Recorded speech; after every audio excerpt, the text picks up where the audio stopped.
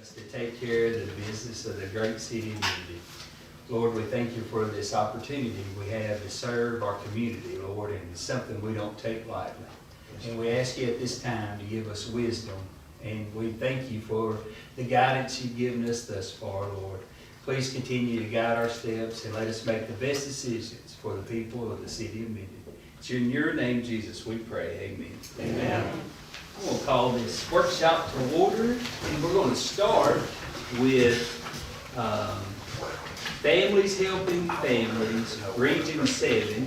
Today we have with us the Executive Director, Chanel Jackson, and also the Outreach Specialist, Carla Whitehead, with us. So if y'all would, I can turn the floor over to y'all. Thank you for being here. No problem. Is there any particular place you want us to speak or stand? Wherever you feel comfortable. We're an easy group of people. Okay, good. I like easy people, especially after a long Monday. Again, my name is Chanel Jackson. I am the Executive Director of Families Helping Families Region 7, and we are in the Shreveport-Bossier area, but we do serve Webster Parish. So we do serve the 9 parishes that make up Northwest Louisiana, and those parishes include Bienville, Bossier, Claiborne, Caddo, DeSoto, Natchitoches, Red River, Sabine, and Webster. So the whole purpose that I'm here to talk to you guys today is because first off, Buddy asked me.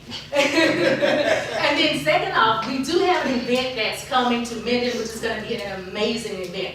And from what I understand, this is the first time that there is going to be an autism walk that is taking place in your area.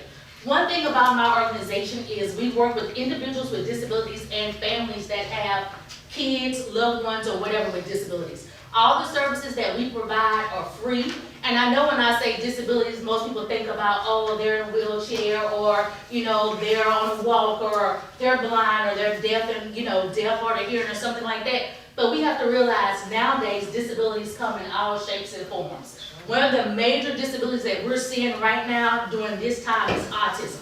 One thing about autism is that you can see autism, but we have individuals where you cannot see autism. And so they used to call it autism awareness. They used to want to make people aware about autism. But now, because the numbers are increasing, it's more of acceptance. How do we include these people with autism into our community? So what we're calling this walk is we're calling this Arms Around Autism, the Autism Acceptance Walk. And so what I'm here today is just to tell you a little bit about the walk and just tell you a little bit about Families Helping Families Region 7. So one thing about this walk is that it will take place, and there is a flyer in the folder that I think is your last flyer. It's blue. So this walk will take place on April the 18th, and it will be from 9 to 12. It's going to be at Miller Quarters Park. This is going to be a free event for families. This is going to be a free event for vendors, because we don't want to have any barriers where people say that they can't come and participate. Most of the time, if you're participating in a walk or you're participating in a 5K or something, there's some sort of registration fee. We want to make sure that we get the residents and the families in Minden to come out to participate so that the community can rally around them and show, hey, we accept you in this community, we want you in this community, and we see your family. So this is free, so we're going to have local resources there. We got resources that are coming down from Shreveport, coming down from Bossier, coming down from other parishes to set up resource tables. Because one thing that we know living in Minden, and as Carla being the outreach specialist, and she spent a lot of time in Minden, the first thing we hear from our parents is that it's hard to find resources in our area. You know, we don't have this, we don't have that, or we don't know where to turn. And one thing about Families Helping Families is we are an information and resource center. So we provide those resources to those families. We let the families know about the local resources. We let the family know about the state resources. There are a lot of resources that parents can get. There are a lot of resources that either, you know, that we can get to take care of our elderly parents, but we don't know about it. Well, that's where Families Helping Families comes in. We inform you about those resources. We have a lot of workshops and a lot of trainings on different disability topics, on different states and resources that are out there. And so just to tell you a little bit more about Families Helping Families and how we got started is that, so there was a conference down in Baton Rouge in 1989. Oh, that seems so far, long time ago. And at this conference, they had people from all over the state of Louisiana. They even had people from, you know, other states. And so the parents that were at this conference, they learned about this new thing called home and community-based services. And so everybody was wondering, what is home and community-based services? You know, I don't want to put my child in an institution, or I don't want to put my brother in an institution. I want them to stay at home with me, but I know I'm going to need some supports to take care of them. So at this conference, it was a guy from Shreveport. He said, you know what? I heard Michigan had this great program where the state gives them funding and they can keep their loved one at home. So if they do it in Michigan, why can't we do it here? And that's usually how a lot of things start in Louisiana. We see another state having success with it, so we want to see about bringing it here. And so that's within that, Act 378 came about. And so Act 378 is basically funding from home and community-based services to make sure that your loved one with a disability can stay in the home, in the community where they live, work, and play. So they're like, hey, we got this funding, you know, but who's going to tell us about these services? And so they said, you know what? The best people to tell you about the services are the people with lived experience. So let's do these family-directed resource centers. So that's how Family 7 Families came along. Everybody that works in our center, they either have a child with disability, or they have a loved one with disability, or they have a disability themselves. So we like to say, we've been there, we've done that, and we're still going through that. So when someone calls our center, they're not gonna say, hey, call this person, call that person. Then we know who to tell them to contact. Or we make that contact ourselves because we've gone through it, and a lot of us are still going through it. So one thing I also wanted to talk about is, a lot of people always say, well, and let me back. So I started Family 7 Families 17 years ago. April 1st, 2008, I know I still am young, but you know. But I started 17 years ago, and people always ask me, I was in my 30s, you know, I was young, you know, why would you want to take on this responsibility? 32 years old, why would you want to take on responsibility of being an executive director, starting it from the ground up? It's simple. My son, you know, my son was 3 years old, and he was in daycare one day, and I went and picked him up, and she said, I hate to tell you, but this is going to be your son's last day in daycare. I said, why? She's like, because he's not like the other kids. What do you mean he's not like the other kids? Well, he's not potty trained, he's not talking, he won't sit still, he wants to do this, he won't do that. I think something's wrong with him. I said, yeah, he's awesome, he's my son. That's the only thing that's wrong with him.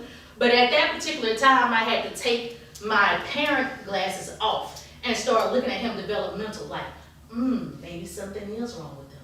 So then that's when I started to, you know, get the test and everything, and that's when we found out he had a form of autism. And so I had to get him the services that he needed to be successful. So got a call about this job. It was like, hey, you know, we're starting this office up in Shreveport. Want to know if you want to do this job. I got to go one step back about my son. My son has what he had then, what was called echolalia speech. And that means that he repeats everything. He wasn't just talking to you, but if he heard something on a movie, then he'll come back and he'll repeat it to you. So if you didn't know any better, you would think it was regular conversation. So one day I'm in there and I hear like, hi, how you doing? I'm thinking he's talking to me, so I step in, I'm doing good. My son was nowhere to be found, it was the TV. And so I was like, he doesn't have conversation. He's repeating everything that he hears off of TV. So, like I said, my son really didn't have any speech, but one day he came to me when I was getting ready for the interview for this job, and he had a kid's Bible. He said, and I said, what do you want? He said, read. What do you want me to read? And he pointed to it, and he was like, read this, read this. And I was like, I don't have time to read. I'm trying to get ready for this interview. I got to iron my clothes. I got to get my thoughts together, what I'm going to say. So he hands it to me, and it was 1 Chronicles 28 chapter 10th verse. And it said, God has chosen you to build his temple. So be strong and do the work. I read it again, and I'm like, God has chosen you to build his temple. So be strong and do the work. So for 17 years, I have been strong and I have been doing the work. And every time I think about giving up, or every time I think it's getting hard, I go back to that verse because I know that this is not a job, but this is my purpose. This is my purpose to stand before groups like you and tell you guys about what Family 7 Families does. It's my purpose to let other families know that there is a future out there for your child despite, you know, what teachers or doctors or whoever may say. It's also my purpose to let, for instance, me, that when, my parents, or whatever, they're getting older, hey, there are resources out there that I can get to help you so that I don't experience burnout. So before I came here, I pulled a couple of numbers, and I'm gonna tell you this, I'm done. I pulled a couple of numbers, but I just wanted you guys to see how much our services are used here in Minden. So last year, we did over 6,200 contacts. And I remember, we served 9 parishes. Out of that 6,200 contacts that we did, 500 of those contacts came from the Minden area. And so when I say contacts, I'm talking about phone calls, I'm talking about emails, I'm talking about attending our events, I'm talking about attending a webinar or anything like that we have. 500 of those contacts came right here from the city of Minden. So if that doesn't show you that there is an importance in your area, that resources, that information is needed from your citizens, then I don't know what else will. We have a great relationship with the Webster Parish SPED. They're always reposting our stuff on Facebook. We sit on their SEEK meetings. They come to our webinars that we have on special education. We have a good relationship with Head Start. We've even gone in and trained some of their parents and trained their staff. And so here, I'm just asking for your support today. Help us spread the word about this autism acceptance walk. Help us make sure that everyone in Minden knows about it, that you guys are out there for a day of fun, for a day of support, but also for a day of acceptance. And so right now, we just want all of our, residents to sign up. We want people to volunteer, and we want sponsors. And it doesn't even have to be monetary. In-kind sponsorship would definitely help. If you could donate some water, if you can donate some snacks, if you know someone that has some bouncy houses, or someone that has anything that would like to just donate and just bring it out and make this day really fun, then we would really appreciate it. I have my contact information in there. More than welcome to give me a call. If you want me to come to speak at your group, I will be more than welcome to do that as well. I hope you have enjoyed my presentation, and I am open for any questions you may have. Are there any questions? It was a pretty thorough presentation. Very good job. Great job. Mayor, I have a question. Sure.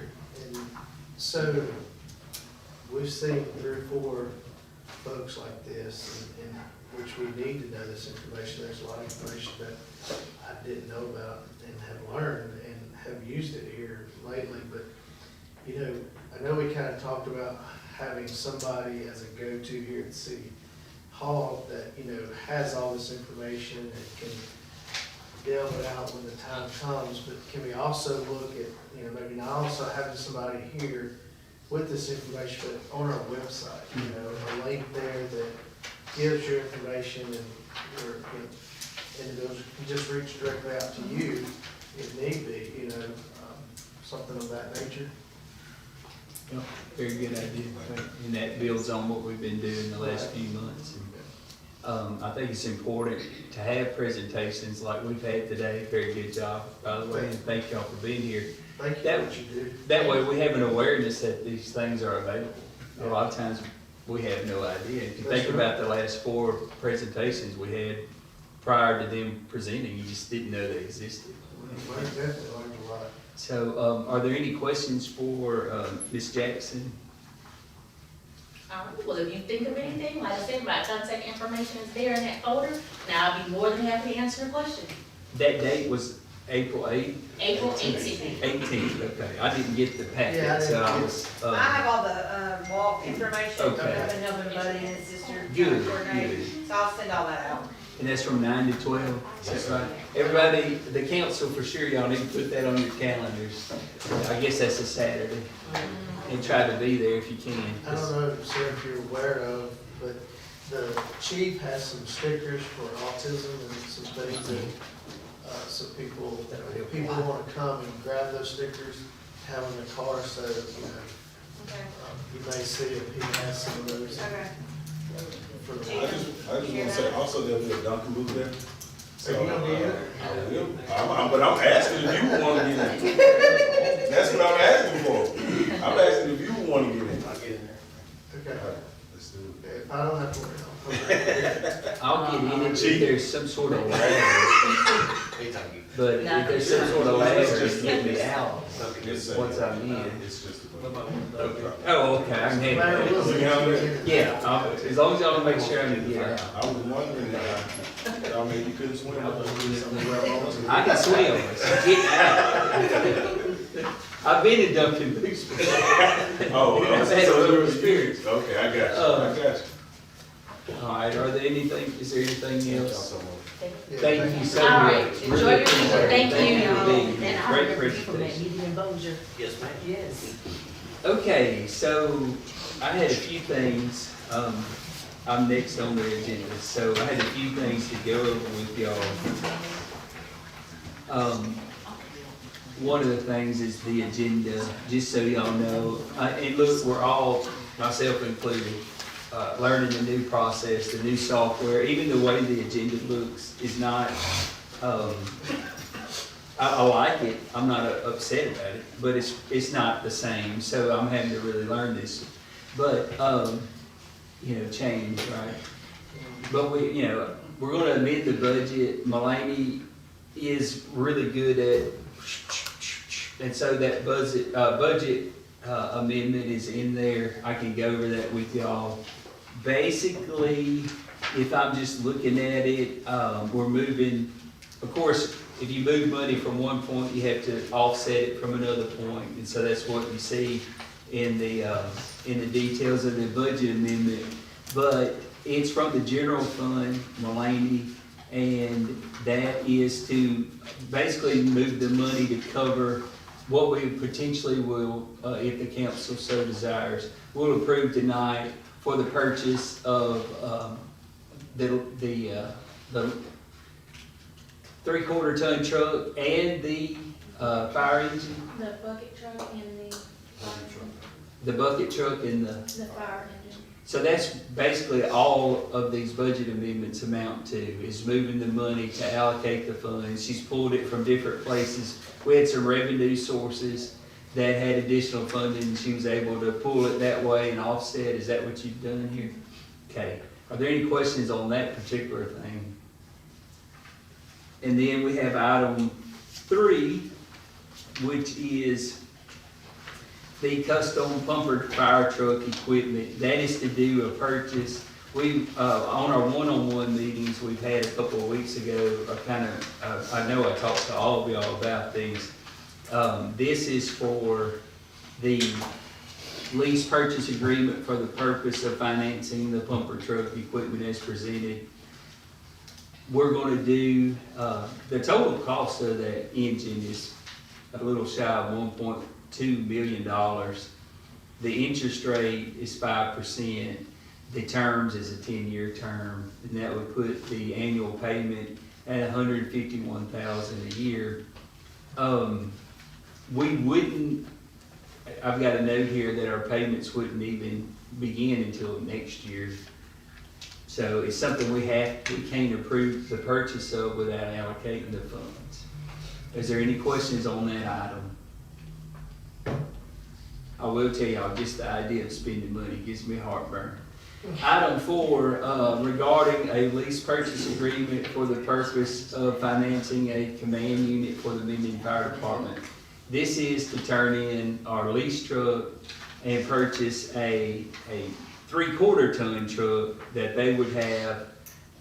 Chief, isn't it ideally you'd have it at least 10 years? Some in the past we've kept for 20 years is, Because the problem that we have right now is the lease vehicles, they turn them in every 3 to 5 years, and then you have to upfit the next one with equipment and all that, so to save all that, this truck would last us 10 to 12 minutes.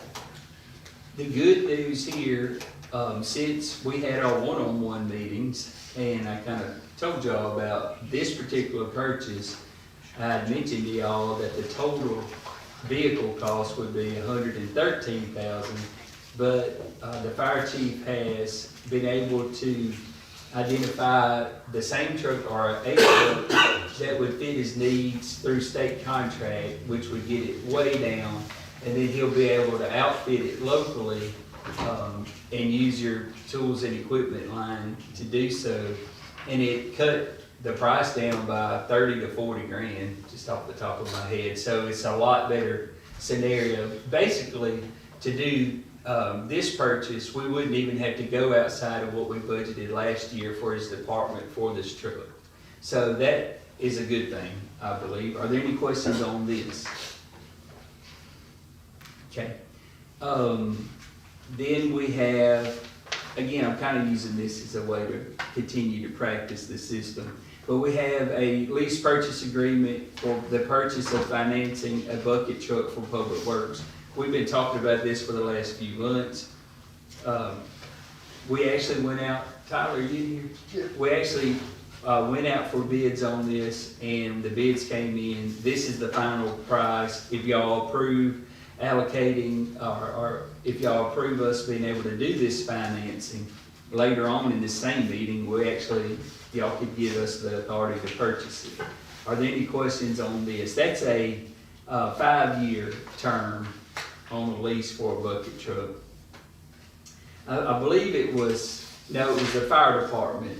It was you that said that the fire engine we're having to upgrade from is older than several of your fire. How many? 4. 4 of our firemen. So that kind of puts it in perspective. You know, the sad part is, as much as we really don't enjoy spending money, the city always has to replenish equipment and keep investing in itself. If we don't, as y'all are very well aware, you look up and everything's dilapidated and you gotta replace a bunch of things at one time.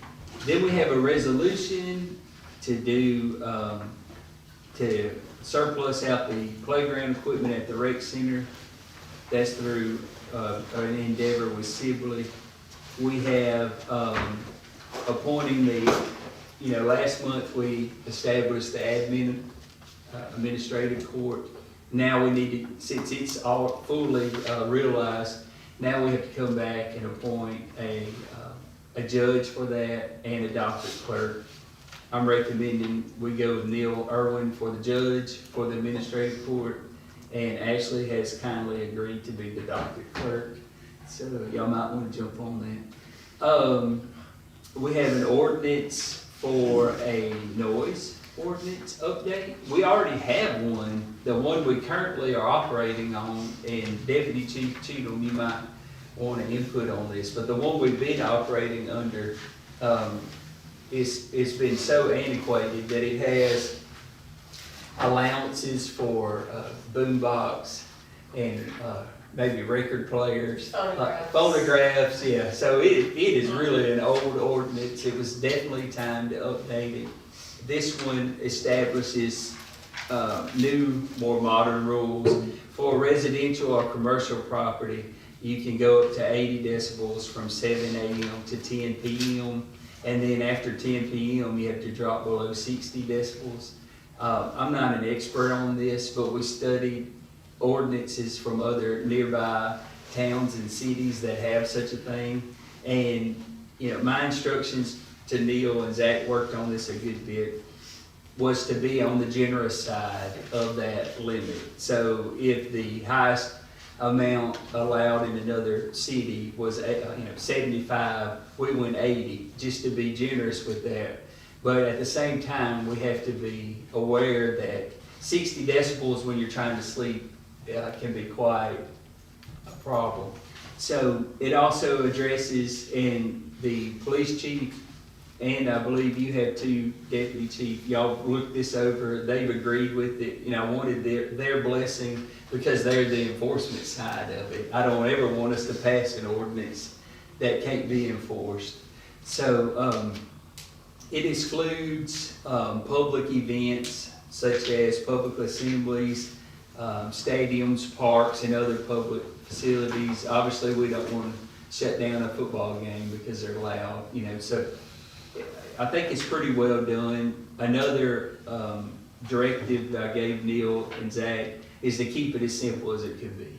So are there any questions about anything I've talked about thus far? All right, I'll just keep going. If y'all allocate or if y'all approve us to do the financing on the bucket truck, we come back in item 9 and actually award the bid for the bucket truck. It came in at roughly $250,000, and that's in your system, if you wanna look at that. Are there any questions on that? Is that all tech, Tyler? Yeah. All tech got the bid. Let's see. We have a few fire department promotions that'll be presented in a little bit. Andrew Miles will be promoted to battalion chief. In the paperwork, it says that he has passed his test. Is that right, chief? That's correct. Then we have another promotion. Tommy Hughes Jr. Will be promoted to the rank of fire captain. Correct. And then he has a new hire, new fire department hire, David Hatcher. He passed his test already, I believe, from what I saw. Yes, he's passed everything he needed, pending council approval. Looked like a really good score on that test too, if I could opine that. Then we have Alec Plunkett, who also passed his test Correct. and is up for, so we had 2 open positions and this would fill both of them. Correct. We had 3 applicants 3 applicants. and these are the 2. That's the top 2. These are the top 2. Yes, sir. Okay, very good. Any questions on that? All right.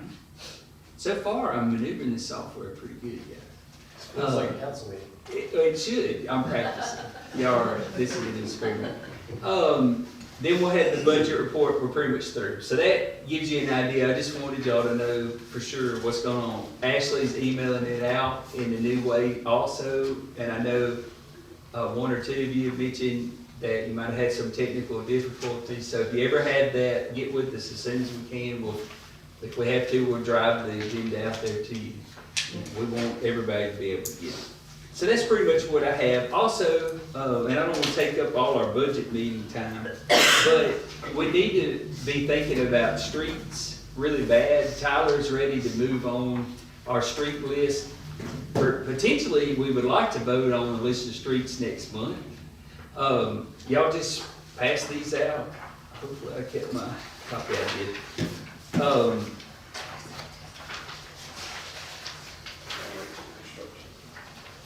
If you look at the second page, I have a map.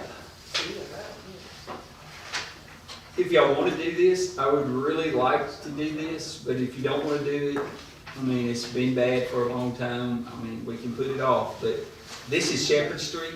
You can see the map. It goes from East Union all the way basically to Highway 80, kind of in front of Smoking Jay's. Everybody, I think if you were to poll the citizens, this is a high priority to get fixed. One of y'all in my one-on-ones with you mentioned we ought to do a exchange program or try to get some credits out of this. One little side note, that credit program's already strung out for 5 years with unfunded liability. Like they know they'll never be able to appropriate the money they've already promised out, so they've stopped taking more, they've stopped doing that deal. So I would really like for us to move on this Shepherd Street. I think it would be a huge win for the citizens. If we do Shepherd Street and Industrial Drive, the portion we've already agreed to do, those are 2 big headaches that would be off of our list. I don't even know whose district Shepherd Street is, but it really doesn't matter. It's all of our problem. It's all of our, everybody travels that, and I think it would be good to fix. We had to do some work under the drainage, and so it needs to be addressed. I made this list and sent it today to Tyler and Terry Combs, and they came back with a new list of proposed streets to do. This is really what y'all need to work off of, is this right here. I think Terry and Tyler did a good job. They basically picked 2 roads from every district. And I don't think, if we do Shepherd Street, we won't be able to do 2 roads in every district. So what I would like you to do in the next few weeks, if you would, pick one of the 2. You got me? That kind of earmark the one in your district that you would like more than the other. And let Tyler and Terry Combs work on the funding and see how much money we have and how far we can get. I'll tell you right now. And we don't have to do these I things. want Shepherd Street done. I mean, I'm tired of Yeah, I mean, Just to be frank with you, I'm tired. the ones that I put on my list were, ones that either just looked terrible from Google Maps when I did an overview of them, or I personally get a lot of complaints about them. And y'all may have a different opinion. If you don't like the two on the list, these came from the priority 1 or 2 ratings, mainly. But if you don't like this one and there's one you would be more passionate about in your district, just let us know, okay? We'll switch them out, whatever we need to do. I would like for y'all to consider Shepherd Street, but I need to know that too. So Shepherd Street, and then pick one from your district and let us know in the next few weeks, okay? Because Tyler really wants to get a packet together to do them all at one time. It's cheaper by the dozen. All right, and then another thing, tonight we will potentially appoint a docket clerk and a administrative judge for that admin court. We are setting up an advisory panel, so if you have a name from the city, you know, it would probably be good if it was from your district, but it doesn't necessarily have to be. But we need one name from your district or not, just somewhere in the city, that would you would recommend to be on that advisory board. And I'm gonna set a deadline of May to I would like to have that name by our May meeting. Okay, that gives you 2 months to find somebody. If you don't find somebody, we'll find somebody for you. So don't stress about it if you can't pull it together. That's all I had. Another thing we wanted to do is every quarter, a budget meeting where Mulaney goes through the budget and we just watch the numbers. So I'm gonna turn the floor over to Mulaney to have the quarter 1 budget meeting. Going forward, we would have this one in February, but kind of had ice storms and different distractions. So at this time, we'll go through, this will be October through December. Mulaney? I did make a book for you all, and I went through and highlighted everything at the bottom of each page. I tried to do a quick description, explaining it. But starting out with general fund, a lot of the lower revenues they have caught up, and you can see that like property taxes, we did receive a lot of our deposits starting in February, the larger ones, the property tax in the downtown, they're already past the what should be 25% end of quarter 1. License, occupational license, and alcohol, those again, they're doing it in January, so once we get through this initial push, you'll start seeing those revenues that are currently over 25% begin to slow down. The mobile home, we've got to get that reclassed. That is a check that was just deposited wrong, that's why I highlighted it. The airport grants, I highlighted that, so you'll see in Department 23, our budget for airport already exceeds that 25%, and that's because of the airport hangars, so those do offset. And then on page 2, Webster Parish came back. We normally get that $16,000 a year for road contributions. They did reach out and have us invoice them for an additional $8,000 because they had extra funds, so we did receive 24 this year. Well, that never happens. And then for Little League football, I highlighted it as a negative.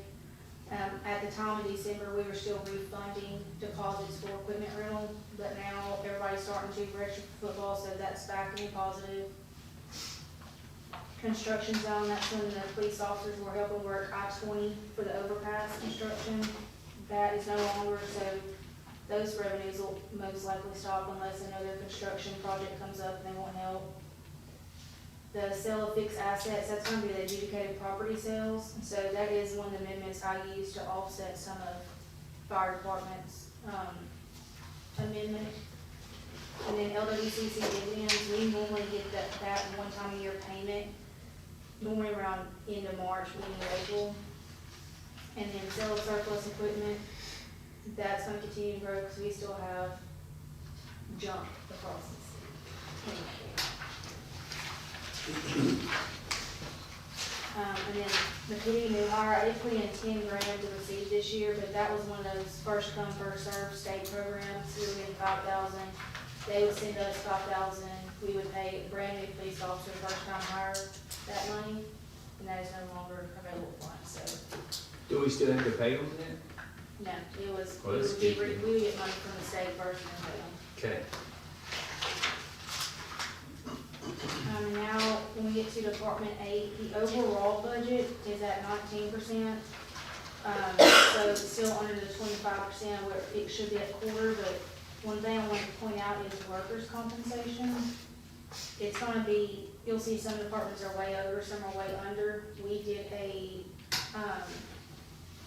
audit of the workers' comp code. I had Vicki and Elizabeth take control of that and help me out a lot. But there were employees that were getting charged for the wrong rates. And so we ended up saving overall citywide right at $16,000 getting that audit completed and everything fixed. So we're We gonna- saved 16,000 doing the audit. So on this line item, it looks high, but later on it'll look low. Well, it looks high because some people were being charged incorrectly. And so once we got the right rates corrected, I got you. some departments are way over based off the new corrected rates, some are way under. So, county and audits, those are just, we pay those as they come, as of right now. And in the past, we've never gone over that 50,000, so we should be good. The office equipment, we bought new shredders and desk calculators to make sure all papers that didn't need to be seen, that were confidential, were shredded. Travel, we have the week-long trips that are in October for the fall conferences, so that will slow down. And you'll see a lot of the membership and dues as state fees, those are one-time yearly payments. And then the photo and copy reproduction, that was bulk orders on there. Office supplies, we're responsible for keeping the copier in stock, so we have to do bulk orders on that. Software, the PDF software increased, and then bank charges, we had to order all new checks and deposit books when we had to open a new general fund account. For civic center, same thing with workers' compensation. Well, Amy, why don't we just, what if we look at the bottom line? We're not gonna have enough time. What if we just kind of look at the bottom line and kind of highlight the departments that are within range, and then if there's one that's bad out of whack, maybe we can go up and figure out why, just so they know.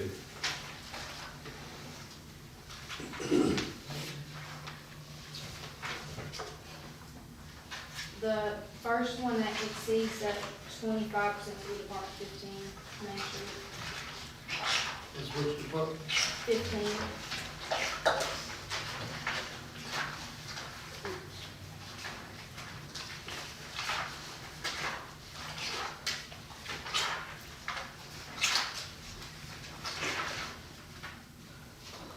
And some of this, there is grant money to offset, and so that's one of those that we need to make the amendment to correct.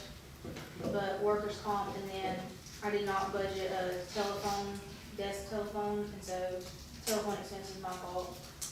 But some of the materials will be offset with grant money. And there's some revenue too that department generates, so I think it'll be okay. And Training as well, she got A grant. scholarship and covered some of that, so.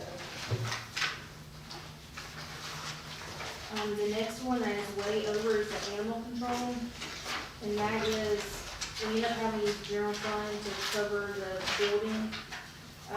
ARPA money was fully expended, so we had to use general fund to finish the animal control building.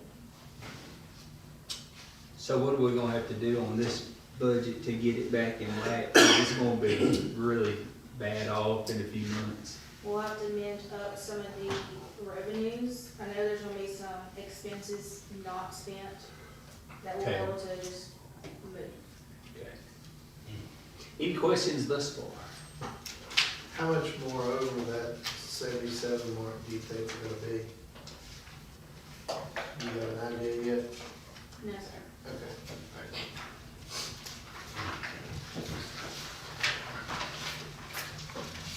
Good, good, good. Okay.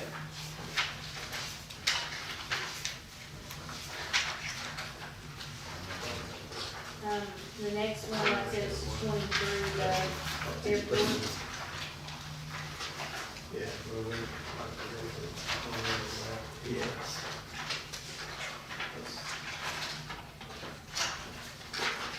Where we at now, Melanie? Airport, But they have a lot of in and out stuff. yes, and she also started doing blanket POs for the fuel purchase for the entire year, so that's gonna jump it up immediately. But So is that blanket PO, is that part of the audit process for? no, instead of getting a PO every single time they need to order fuel, or you'll see it in Department 40 does it for tree trimming, 'cause it's Okay. a constant recurring invoice. They'll just take out a PO for the entire year, reuse that PO.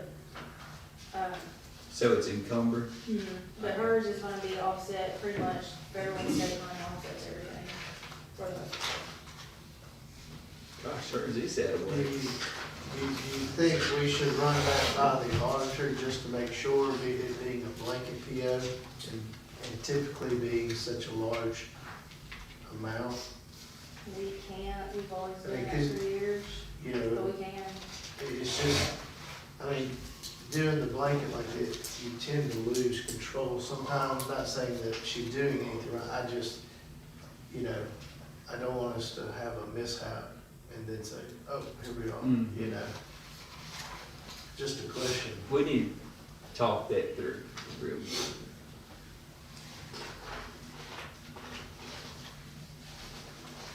The revenues at the airport are steadily Good. inclining, so that's a good thing. Yeah. All right.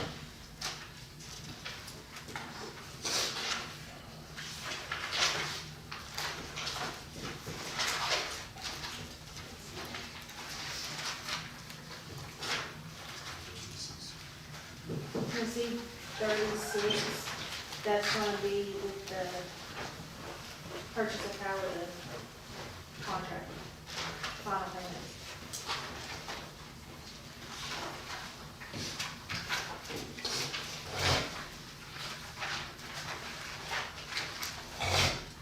And then you got Department 40, that's barely over, they're at 26% for the quarter.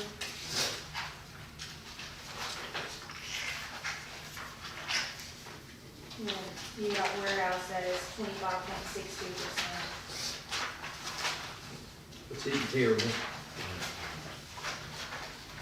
At a quarter in, you know, we like them to hit 25 or below. That means we did pretty accurate budgeting. That's pretty much it, isn't it?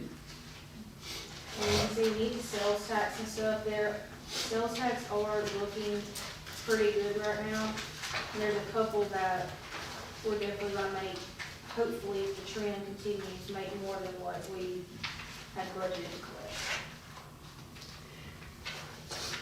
Something that might be good to tell the council and the public. Traditionally, for the last few years, we give y'all the sales tax report. And Mulaney usually gets it like on a day like today, where the first day of the month is the council meeting. It really puts a strain on the sales tax commission to get the numbers in time. And so what Mulaney and I came up with is we're gonna report the sales tax numbers going forward a month behind, because we generally don't have